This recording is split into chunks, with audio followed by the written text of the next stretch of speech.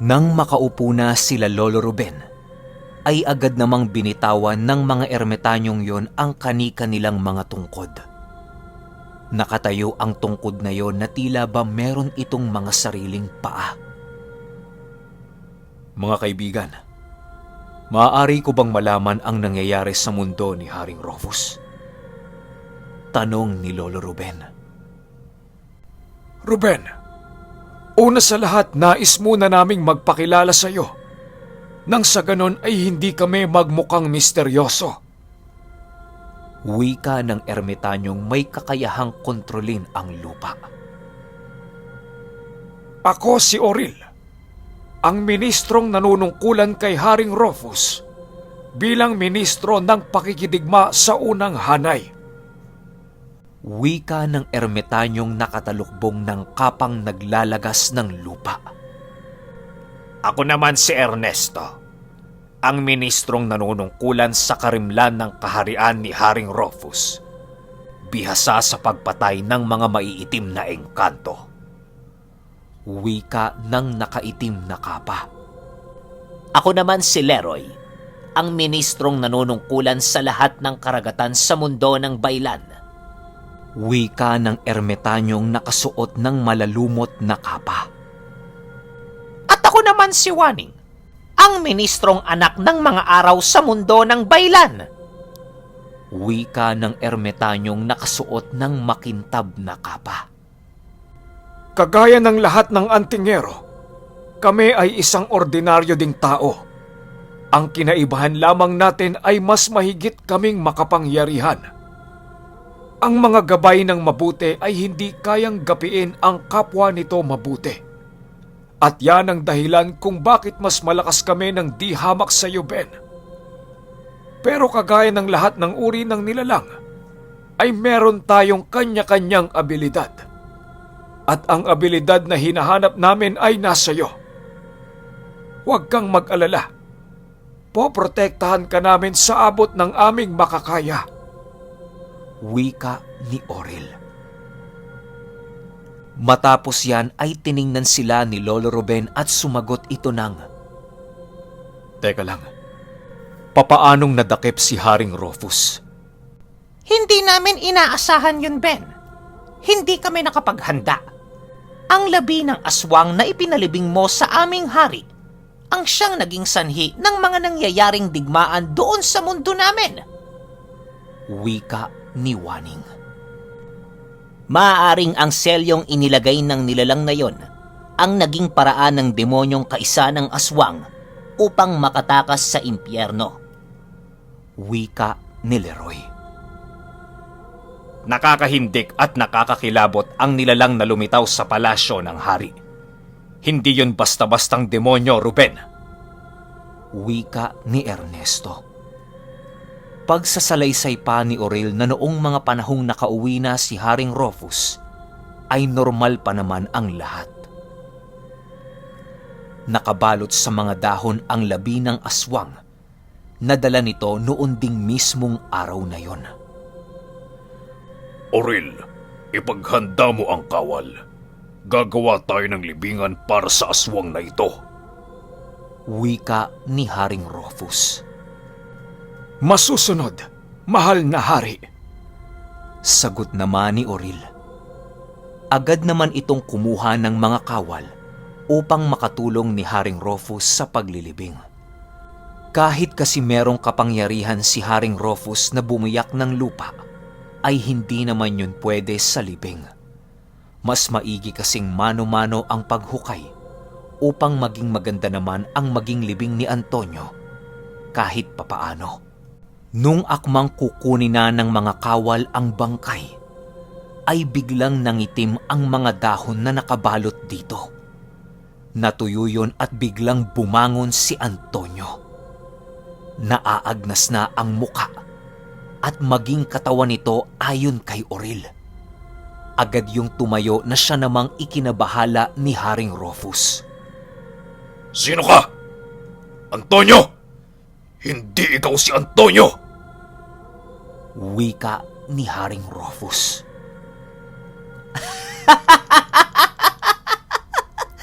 Napakatangang hari! Dito mo pa talaga balak ilibing ang bangkay ng tagasunod ko? Wawasakin ko ang lugar na to kasama ang mga naninirahan dito! Wika ng nilalang na nasa loob ng bangkay ni Antonio. Matapos marinig ito ni Haring Rufus, ay bigla itong nag-iba ng anyo at walang pagdadalawang isip na sinugod ang nilalang na yon sa kanyang palasyo. Agad namang nagpakawala ng napakaitim na usok ang demonyo sa bangkay ni Antonio na halos mapuno na ang napakalaking palasyo ni Haring Rufus.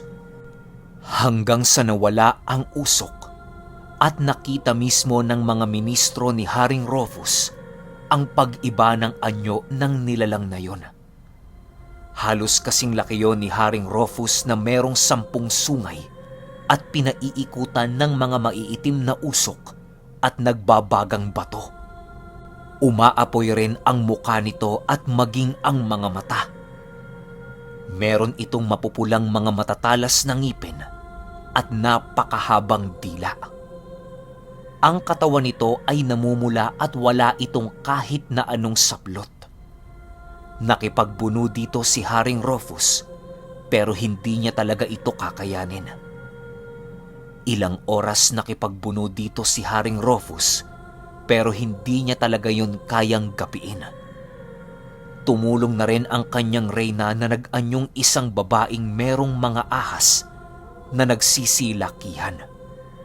Mga maiitim din ang ahas na yon at talaga namang malalakas.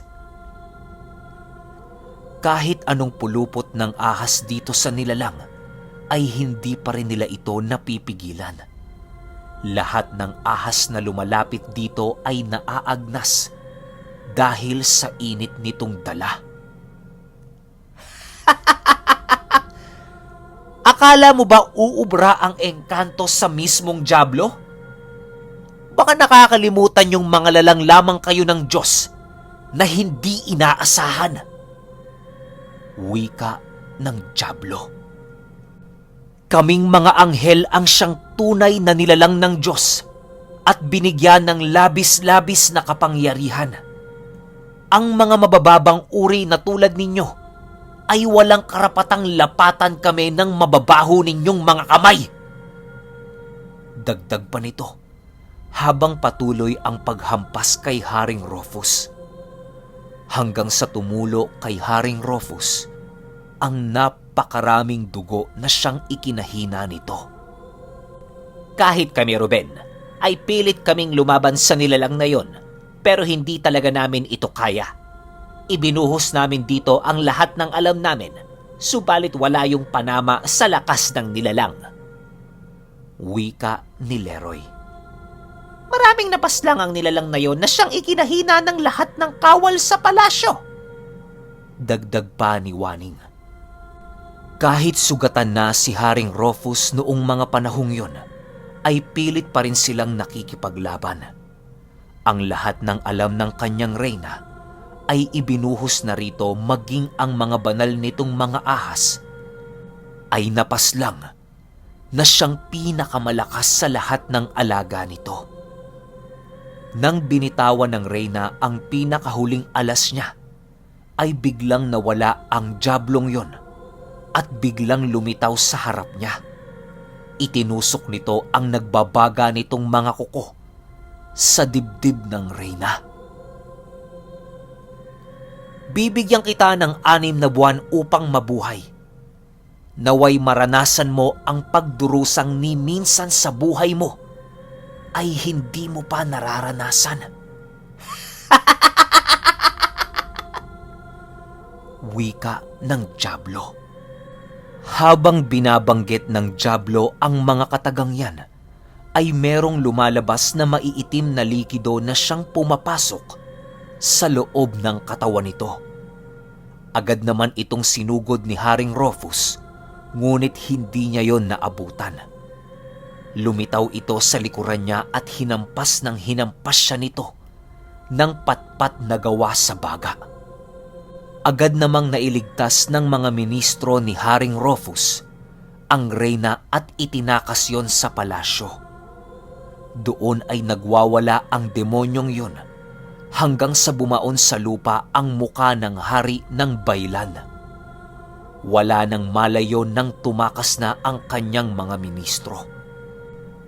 Ang mga kawal na naiwan ay inihipan na nagbabagang hangin na siyang naging sanhi upang mag-iba ang mga kaanyuan ng mga kawal na yon. Naging mga dyablo din ang kawal ni Haring Rufus. Buhay pa si Haring Rufus, Ruben. Pero naaamoy kong hindi yon magtatagal. Dapat ay mailigtas natin siya sa lalong madaling panahon. Wika naman ni Ernesto. Alam niyo ba ang kinaroroonan ng bilangguan ni Haring Rufus? Tanong ni Lolo Ruben. Wala yun sa palasyo. Maaaring nasa kagubatan ng Samyaw ang kinaroroonan nito dahil yon ang masamang lupain na tinitirhan ng mga masasamang elemento. Wika ni Leroy. Di naman nakaimik si Lolo Ruben noong mga panahong yon sa kadahilan ng di niya alam ang bawat lugar sa mundo ng Baylan. Pero wala siyang magagawa kung hindi ang tumulong kay Haring Rufus at sa reyna nito. Dagdag pa ng mga yon na hindi nila ito kayang gapiin kung purong mahika lamang ang kanilang paiiralin. Gawa ng nasasangga ng nilalang na yon ang kahit na anong ibinabato nila rito. Kahit anong uri ng mutya ang gamit-gamit nila, ay hindi ito umuubra. Ang kailangan namin, Ruben, ay ang sandatang banal na nililok ng tao. Maging handa ka sa maaaring mangyari sa ating paglalakbay. Naway, gabayan tayo ng Panginoon. Wika ni Oril. Matapos yan ay agad itong nagsitayuan upang magpaalam na kay Lolo Ruben. Isinuot ng mga ito ang kanilang mga talukbong at bigla itong naglaho. Nang matapos ang kanilang usapan, ay halos hindi makapaniwala si Lolo Ruben sa mga ikinuwento ng mga ito. Ilang minuto pa siyang natigilan dahil sa pagsisisi sa kanyang mga nagawa. Kung sana lang, hindi ko na pinalibing sa iyo, Rufus, si Antonio, ay hindi ka sana malalagay sa panganib. Wika ni Lolo Ruben sa kanyang sarili. Halos hindi siya nakatulog noong mga panahong yon dahil sa kakaisip. Nung ding mismong gabing yon, ay merong mga paglilindol na hindi gaanong kalakasan. Alam ni Lolo Ruben na merong digmaang nangyayari habang siya ay nakahiga sa kanyang kubo. Maaaring ang mga kaanib ni Haring Rufus ang nagpupumilit na iligtas ito. Ayon kasi kay Lolo Ruben, na minsan nang nabanggit sa kanya ni Haring Rufus ang mga kaanib nitong ibang uri ng mga engkanto na nakatira sa Baylan. Maihahalin tulad kasi ang Baylan sa isang mundo, gawa ng napakalawak nito at hindi yun kayang libutin ng tao kahit isang buong taon pa ang gugugulin ng mga ito sa mundo ng mga engkanto. Sa lugar din ni Rufus ay merong sariling karagatan na merong mga nabubuhay na mga nilalang na ni minsan sa buhay ng tao ay hindi pa ito nasilayan. Napakakonting tao pa lamang ang nakasaksi sa mga yon na siyang naging dahilan upang tawagin silang baliw sa mundo natin. Pero masyado lang mangmang ang mga tao na hindi kayang tanggapin na merong mas mataas pang uri bukod sa atin na naninirahan sa mundong ito. Lumipas ang oras at nakatulog na nga ng tuluyan si Lolo Ruben. Hanggang sa sumapit ang umaga at naging normal naman ang mga kaganapan. Naroon sila Lolo Enteng noong mga oras na yon sa kubo ni Lolo Ruben. Halos walang araw naman kasing hindi sila pumaparoon sa kubo.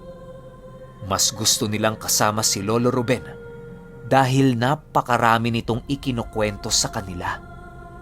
Hindi nga yun nauubusan ng kwento, ayon kay Lolo Enteng.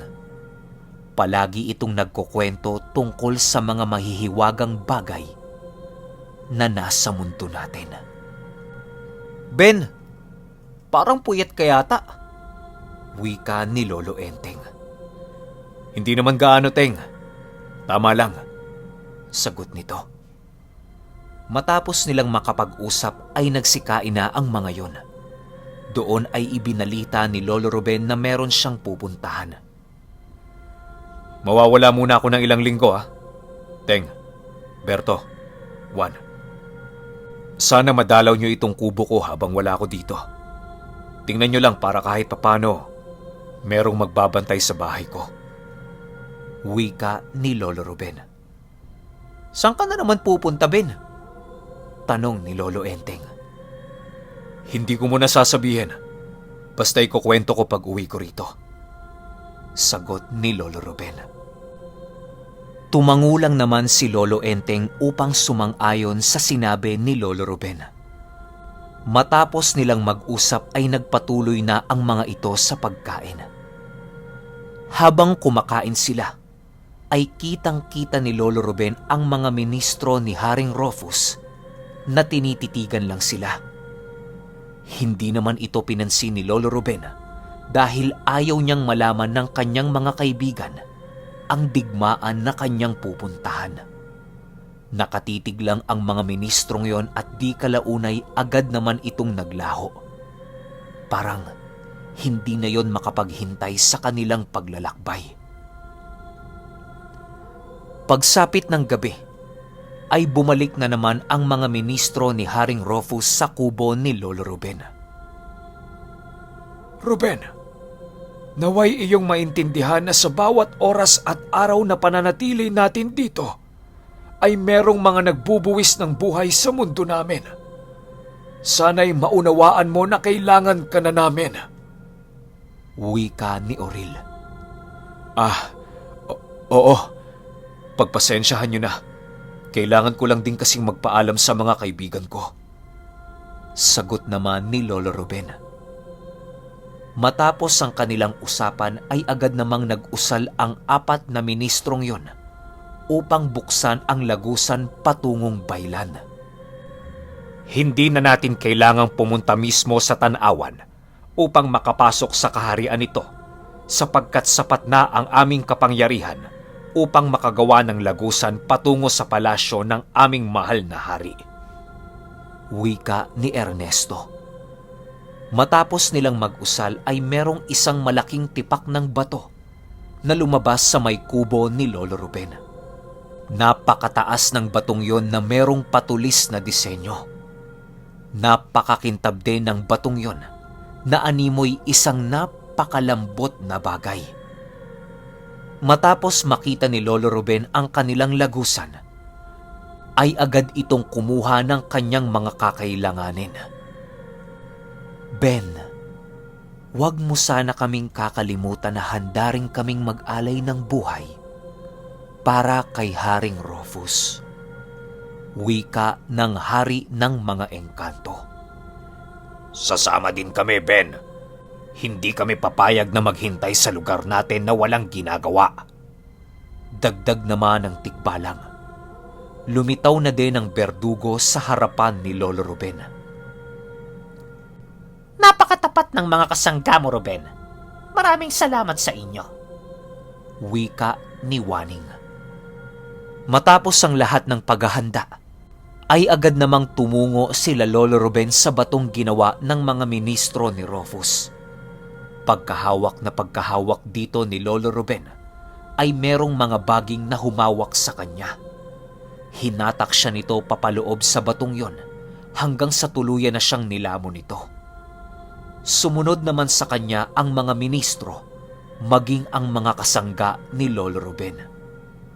Sa paglakbay ni Lolo Ruben sa lagusang yon, ay tila ba napakatagal na panahon siyang palutang-lutang sa kawalan. Sa pagkakatanda ni Lolo Ruben ayon kay Lolo Enteng, ay parabang 1 taon siyang palutang-lutang sa lagusang yon. Nagsisisigaw na noon si Lolo Ruben dahil akala niya doon na siya habang buhay. Hindi niya na rin nakita ang kanyang mga kasangga, maging ang mga ministro ni Rufus. Hanggang sa dumating ang oras na padilim na ng padilim ang kawalang yon. Matapos yan ay merong humatak kay Lolo Ruben papaitaas. Ruben, gising! Wika ni Leroy. Agad namang nagising si Lolo Ruben sa pagkakatulog. Doon ay nakita niya na naroroon na siya sa kagubatan ng baylan.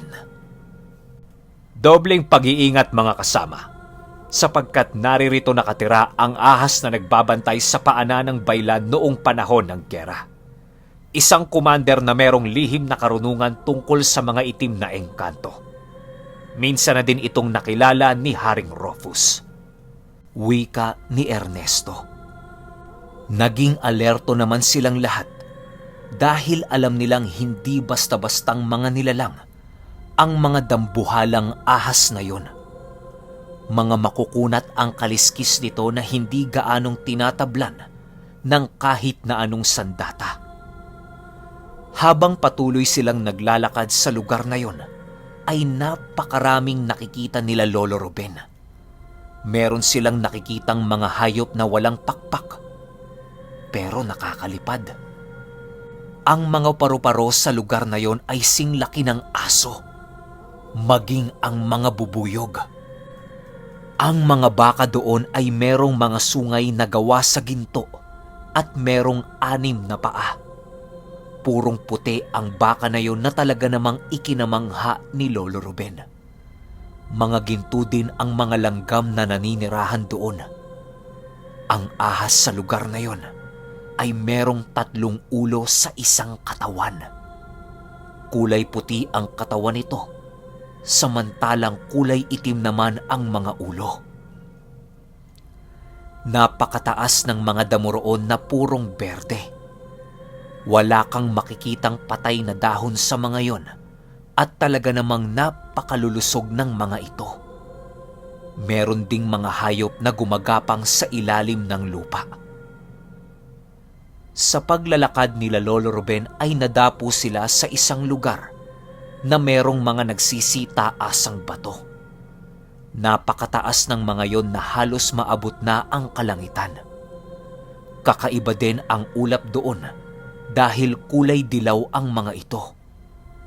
Sa lugar na yon ay merong mga nilalang na nasa labas ang mga buto. Ang nakikita niyong nilalang ay mga inaalagaan ng mga itim na engkanto. Wika ni Waning. Nang makalagpas na sila sa lugar na yon, ay nadapo naman sila sa lugar na merong malalaking mga kuweba.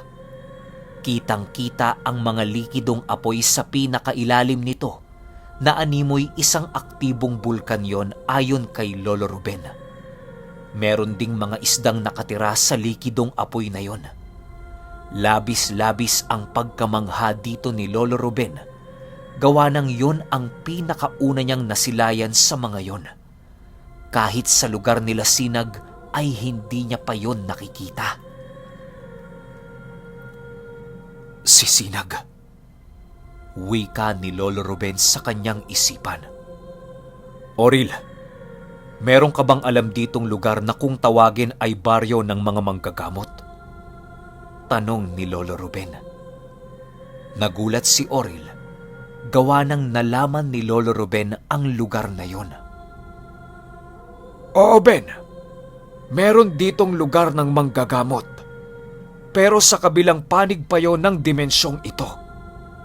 Alam mo kasi sa mundong ito, lahat ng mga mahihiwagang lugar sa inyong mundo ay iisa lang dito sa amin. Maging ang syudad ng Biringan ay naririto. Pero ang kaibahan lamang ng kaharian namin, kumpara sa Biringan, ay ang takbo ng oras. Mas mabilis ng 10 beses ang pag-ikot ng oras sa Biringan. Wika ni Oril. Doon ay napagtanto ni Lolo Ruben na iisa lang din pala ang kinaroroonan ng lahat ng mga mahihiwagang mundo sa ating lupang kinagagalawan. Marami pa nga talagang hindi alam si Lolo Ruben, ayon kay Lolo Enteng. Palagi kasi nitong sinasabi kay Lolo Enteng na hindi pa sapat ang kanyang kaalaman tungkol sa espiritual na mundo at lalong kakarampot pa lamang ang kanyang alam tungkol sa langit at impyerno. Lumipas ang gabi at araw ay patuloy pa rin sa paglalakbay ang mga yon. Napakarami na nilang nadaan ng lugar sa kanilang paglalakbay. Nakadaan na rin sila sa isang disyertong napakaraming ipo-ipo. Halos hindi mawawala ang mga ipo-ipong yon na animoy may mga buhay ang mga ito. Meron ding mga hayop at halamang nakatira sa napakainit na disyertong yon na talaga namang ikinamangha ni Lolo Ruben. Hanggang sa dumating ang araw na nakarating na sila sa palasyo ni Haring Rufus.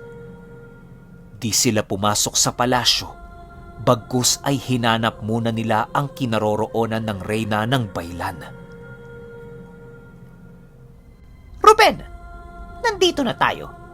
Dobleng ingat dahil maaaring may mga kawal na ang jablong yon. Wika ni Waning.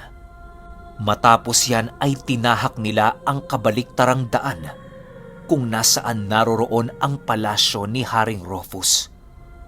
Uunahin nilang hanapin ang reyna dahil kung magaling na ito, ay makakatulong yon sa kanila. Okay, hanggang dyan pa lang yung Lolo Ruben natin Lolo Ruben 29. Grabe, woo! Sobrang angas.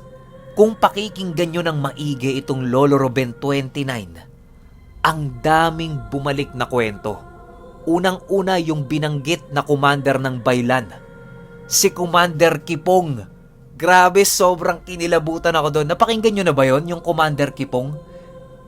Hindi ko talaga inaasahan na kakilala ni Haring Rufus si Commander Kipong. Ilalagay ko yung link ng Commander Kipong para mapakinggan nyo ng maigi. Grabe, nandun pa rin yung ahas na iniwan niya para magbantay sa bundok ng Baylan. 'Di ba yung kwento ni Commander Kipong? Solid. Tapos may isa pang parte na parang throwback dun sa lugar ng mga manggagamot. 'Di ba pumunta dun si Lolo Ruben? Tapos baka makatulong pa nila yon. Grabe kilabot ko sa part na to. Pahintay na lang ng susunod na Lolo Ruben. Pero bago yon, may isa muna tayong kwento. At napakabangis din yon. Yun lang. Hanggang sa susunod na kwento. Salamat.